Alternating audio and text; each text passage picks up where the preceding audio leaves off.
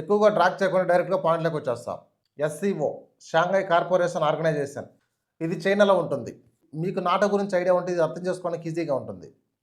నాటోలో 36 countries సభ్యత్వం పొంది ఉన్నాయి. ప్రధానంగా ఈ నాటో వచ్చేసి మిలిటరీ ఒప్పందాలపై పనిచేస్తుంది.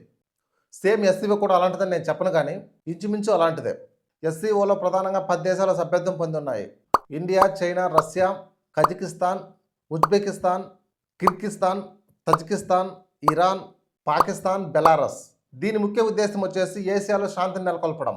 ప్రధాన ఎజెండా దేశ భద్రత, టెర్రరిజంని కౌంటర్ చేయడం, కలిసికట్టుగా ఉగ్రవాదంపై పోరాడి సమూలంగా నిర్మూలించడం.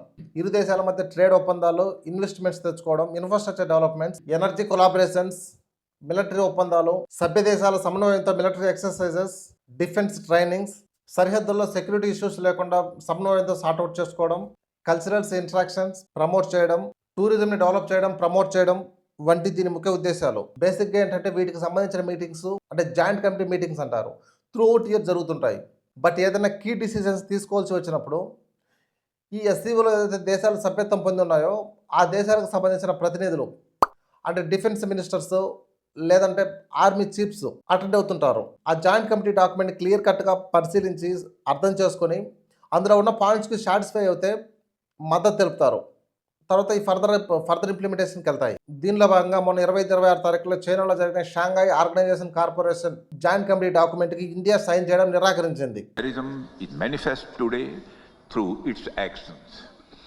This includes our right to defend ourselves against terrorism, and we have shown that epicenters of terrorism are no longer safe, and we will not hesitate to target them.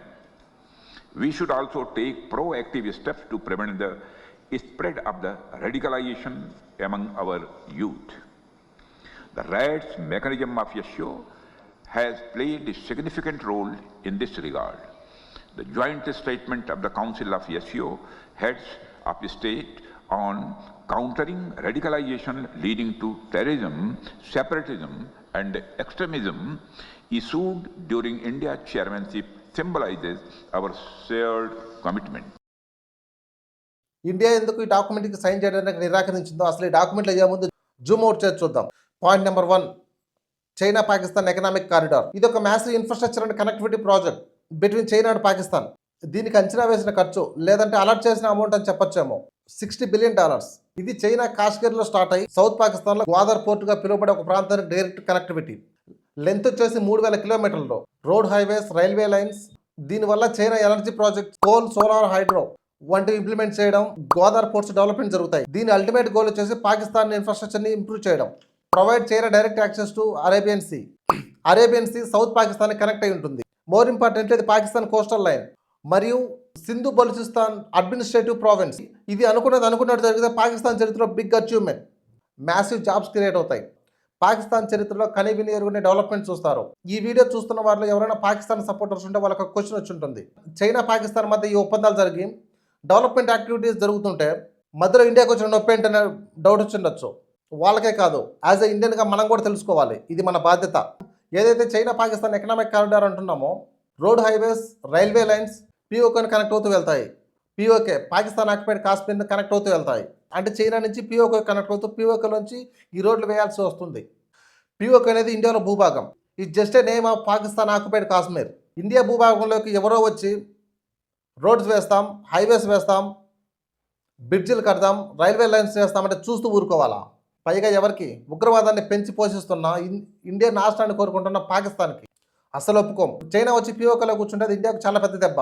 మనం ఇందాక చెప్పుకున్నాం, పాకిస్తాన్కి కనెక్ట్ అయి ఉన్న Arabian sea, Sindhu Balochistan administration డివిజన్లోకి China direct access కోసమని.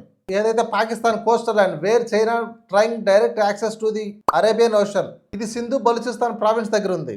ఇక్కడ twist ఏంటంటే ఈ మొత్తం భూభాగం కూడా ఇండియా సముద్ర జలాల్లో భాగం. ఇండియా సముద్ర జలాల్లోకి పాకిస్తాన్ తీసుకొని వచ్చి మీరు బిజినెస్ చేసుకుంటే ఇండియా చూస్తూ ఊరుకోవాలా? అది కూడా ఉగ్రవాదాన్ని పెంచిపోతున్న 2 దేశాలు. ఒక దేశం డైరెక్ట్గా ఉగ్రవాదం చేస్తుంటే ఇంకో దేశం ఆ దేశానికి సపోర్ట్ చేస్తుంది. మీకు రోడ్, హైవేస్ వేసుకోవడానికి, రైల్వే లైన్స్ వేసుకోవడానికి ఇండియా భూభాగం పిఓకే కావాలి. మీరు బిజినెస్ చేసుకోవడానికి ఇండియన్ ఓషన్ కావాలి. మీరు బిజినెస్ చేసుకొని డెవలప్ అయ్యి ఉగ్రవాదాన్ని పెంచి పోషించి ఆ ఉగ్రవాదాన్ని ఇండియా పైకి వదులుతారు. వాళ్ళ వల్ల మేము నాశనం అయిపోవాలా? ఇదేం లెక్క? అందుకే సైన్ చేయలేదు. పాయింట్ నెంబర్ 2, షాంఘై కార్పొరేషన్ ఆర్గనైజేషన్లో ముఖ్య ఉద్దేశాల్లో ఒకటి ఉగ్రవాదాన్ని అరికట్టడం. అలాంటిది ఇండియా మీద జరిగిన ఉగ్రదాడులు ప్రపంచంలో బహుశా ఏ దేశంలో జరుగుండవు. ఇది ప్రపంచం మొత్తానికి తెలుసు.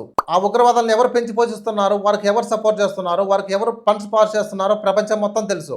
అలాంటిది మొన్న జరిగినటువంటి పహల్గామ్ అటాక్లో పాకిస్తాన్ ఉగ్రవాదులు ఎలా 26 మందిని వాళ్ళ రిలీజియన్ అడిగి మరీ చంపారో, ఎంత కిరాతకంగా చంపారో ప్రపంచం మొత్తానికి తెలుసు, చూసింది కూడా. ఈ ఉగ్రవాదంపై ఇండియా స్టాండ్ ఏంటో కూడా అందరికీ తెలుసు, ఇంక్లూడింగ్ చైనా, పాకిస్తాన్కి కూడా. ఇండియా పాకిస్తాన్ ఉగ్రవాద సంస్థలను ఎలా కూకటి వేలు సహా పెగిలించి వేసిందో కూడా చూసాం. ఉగ్రవాదంలో పాకిస్తాన్ అక్యూజ్డ్, ఇండియా విక్టిమ్, ఇది ప్రపంచం మొత్తానికి తెలుసు. ప్రపంచంలో చిన్న పిల్లవాళ్ళని అడిగినా కానీ చెప్తారు. అలాంటిది ఈ చైనాకి ఎందుకు అర్థం కావడం లేదు? తెలిసి కూడా ముసలి కన్నీరు నక్క తెలితేటట్లు ప్రదర్శిస్తుంది. Shanghai corporation organisation is actually meant for counter attack of terrorism, completely eliminating the terrorism. అలాంటిది పహల్గామ్ అటాక్ గురించి జాయింట్ కమిటీ డాక్యుమెంట్లో ఎక్కడ ప్రస్తావన లేదు, ఆ ఊసే లేదు. అది లేకపోగా పాకిస్తాన్ ఆరోపణలు డాక్యుమెంట్ చేసి పెట్టున్నారు. ఏదైతే పాకిస్తాన్లో భాగమైన బలూచిస్తాన్లో ఇండియా అన్రెస్ట్ క్రియేట్ చేస్తుందని, ఉగ్రవాద కార్యకలాపాలకు పాల్పడుతుందని పాకిస్తాన్ ఆరోపణల్ని డాక్యుమెంట్ చేసి పెట్టినారు. ఇండియాపై జరిగిన ఉగ్రదాడుల్ని ఆధారాలతో సహా ప్రపంచం ముందు పెట్టింది ఇండియా. మరి దాని గురించి ఎక్కడ ఊసే లేదు. ఈ చైనా డబుల్ స్టాండ్ ఇండియాకి నచ్చలేదు. India is not satisfy with the language what it was mention on the document. ఈ రెండు విషయాల్లో ఇండియాకి అన్యాయం జరిగింది. అందుకే ఈ జాయింట్ కమిటీ డాక్యుమెంట్కి ఇండియా సైన్ చేయలేదు. రాజ్నాథ్ సింగ్ గారు చైనా వేదికగా బహిరంగంగానే దీన్ని ఖండించారు. ఉగ్రవాదంపై ఇండియా స్టాండ్ ఏంటో ప్రపంచానికి తెలిసేలా మరోసారి చెప్పారు. India stand is very clear and straight forward towards terrorism.